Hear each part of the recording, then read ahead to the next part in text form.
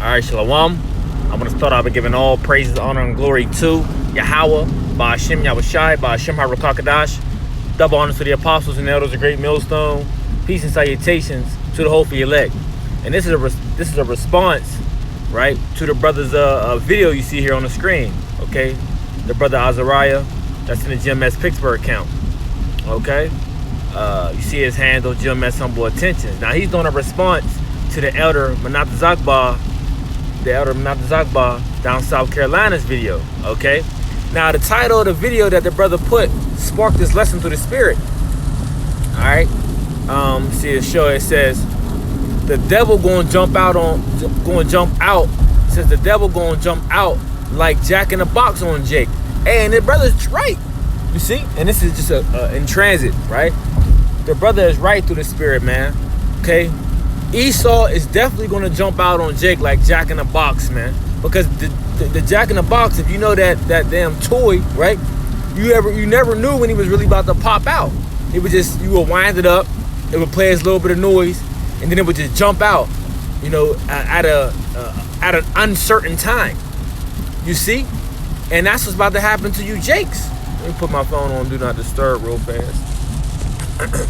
That's what's about to happen to you, Jakes. Why? Because you Jakes ain't circumspect. You Jakes are not redeeming the time that the days that are evil. You see? Jake don't know what time we in. Okay? Jake don't know that we in a time where this devil's going to come down with great wrath because we in a short time. Jake don't know that. Jake don't know that Esau is the end of the world and Jacob is the beginning of it that followeth. You see? So with Esau knowing that he's going to come down with the hammer, right? Jake don't have no clue what time we living in, man. You see? Matter of fact, let's get this quick scripture. Let's start at the book of Ephesians, and that's a good chapter that I was just into. Might have to bring that out. Start at the book of Ephesians 5, verse 15. Right? What does it say? See then that ye walk circumspectly, not as fools, but as wise. You see? So Jake is not in that spirit, man. Jake is not walking around here circumspectly. You see? Matter of fact, let's go into that word real fast. Circumspectly, it says, Akribos. Slug if I'm pronouncing that wrong. It says exactly, accurately, diligently, perfect, circumspectly. So when you think about circumspect, even when you go into the word circumspect on a more broader sense, it means what? To look around. You mean basically to know your whereabouts. Okay, to be circumspect.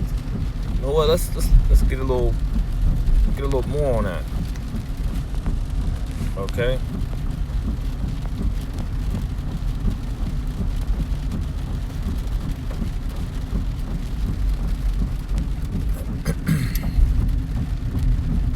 Says to be wary, unwilling to take risk, right?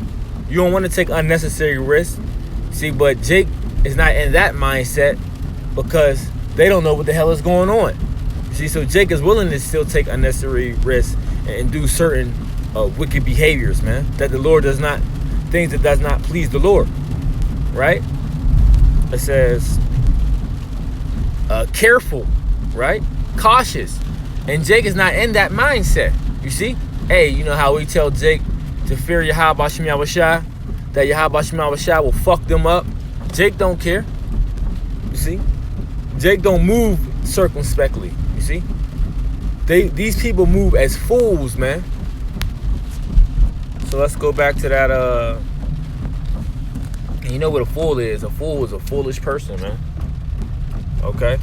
So it says, see then that you walk circumspectly, not as fools, but as wise. Why? Redeeming the time because the days are evil. You see? So that's why you're going to walk circumspectly. Okay? That's why you're going to walk carefully. That's why you're going to walk cautiously and be mindful of the things that you're doing and the places that you are. See, that's another thing. You got to be mindful of the places that you are too. You see? Because you don't want to be around the bad areas, or not bad areas, just in places at the wrong time, so to speak. You know, like me, I'm a morning person. I'm like a morning, shopper. I like getting things out the way, and I've been doing this even before they started the social distancing and lines and stuff like that, right? Because in a minute, right, how I was taking people to get into stores or into lines or into stores, right, waiting in lines, maybe, let's say 40 minutes to an hour. In a minute, it's going to be 5 hours, right? Sometimes it's going to be taking almost a half a day or a whole day, to the point where people going to have tents. You see? Where people going to have tents, because that's how long them lines are, you see? And then, chaos and confusion is all going to be in those lines. Okay? And just shit may pop off, So that's how you want to get in there and get out. Do what you got to do and just get out the way. So back to the point, Ephesians 5 verse 15 says, "See then that you walk circumspectly, not as fools, but as wise, redeeming the time, because the days are evil," right? And we're in some bad times.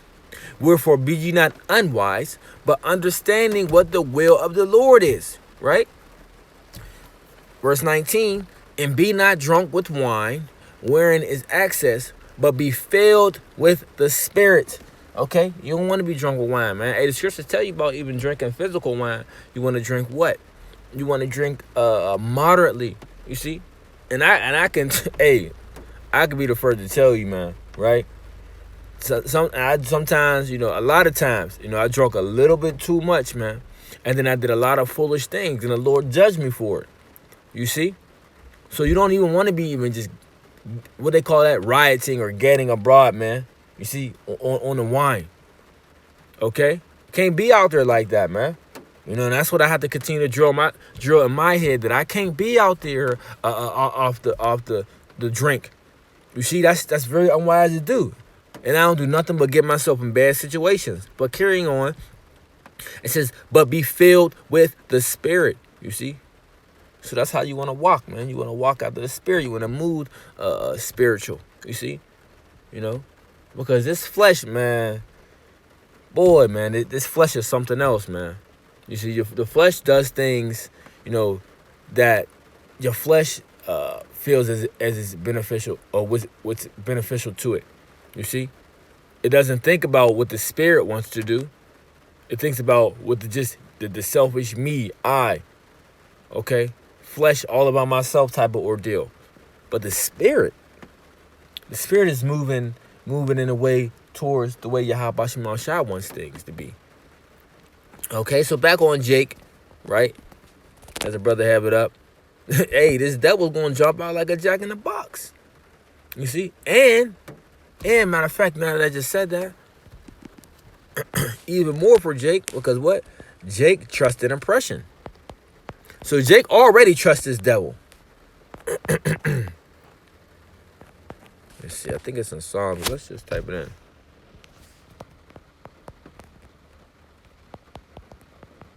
Jake already trusted this devil, so he has no idea what this devil's about to put on him. Isaiah 30 verse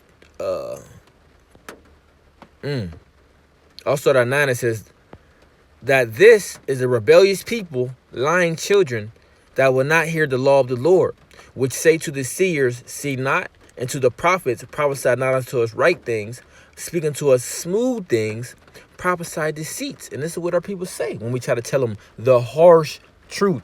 People don't want to accept the harsh truth of the Bible. I ain't even got to say harsh, but it's the truth of the Bible. Okay? They have been pacified so well by Esau, Edom, and his goddamn Babylon juice philosophies, that when we come out with the truth of the Bible, even though it may seem as harsh because we're not used to those customs, we weren't grown up into those customs, it's still the truth, but Jake wants to reject that. Right? So they say he prophesies to us smooth things. Where's all the love? We just want to hear love. Right? What about the love? Like the Bible just talks about just straight love and mercy. Right? Which those things are in there, but it talks about judgment. It talks about hate. It talks about death and destruction. And we're going to speak about all that, man. Verse 11. What do they say? Get you out of the way turn aside out of the path, cause the Holy One of Israel to cease from before us. Wherefore thus saith the Holy One of Israel, because you despise this word, and trust in oppression and perverseness, and stay thereon. Right? Therefore this iniquity shall be to you as a breach ready to fall, swelling out in a high wall, whose breaking cometh suddenly at an instant. You see, and this is about to come upon you, Jakes, man. All right. Matter of fact, this is in this apocrypha. The scripture tell you, right? Pity.